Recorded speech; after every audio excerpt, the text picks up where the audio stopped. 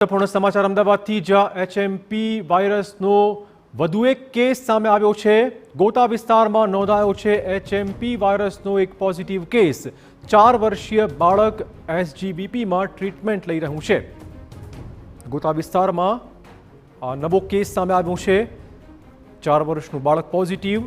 હાલમાં એસજીબીપી હોસ્પિટલમાં 4 વર્ષનું બાળક ટ્રીટમેન્ટ લઈ રહ્યું છે। અમદાવાદમાં એચએમપી વાયરસનો વધુ એક કેસ સામે આવ્યો છે। 4 વર્ષીય બાળકને આ વાયરસની અસર જોવા મળી। આ કેસ પોઝિટિવ છે। ગોતા વિસ્તારમાં આ કેસ સામે આવ્યો। વધુ વાત કરવા જોડાશે અમારા સંવાદદાતા જિગ્નેશ। જિગ્નેશ, શું વધુ અપડેટ? ચિરાગ, ગોતા વિસ્તારમાં એચએમપીવી વાયરસનો એક કેસ નોંધાયો છે। 4 વર્ષનું બાળક છે કે જેને છેલ્લા કેટલાક દિવસથી તાવ, શરદી અને ખાંસી હતું। એક તરફ આ પ્રકારના કિસ્સાઓ વધી રહ્યા છે। આ પ્રકારની જે તકલીફો છે તે ધરાવતા દર્દીઓ, ન માત્ર બાળકો પરંતુ મોટી ઉંમરના વ્યક્તિઓમાં પણ શરદી ખાંસીના કેસ અત્યારે હાલમાં ડબલ ઋતુના કારણે વધારો જોવા મળી રહ્યો છે।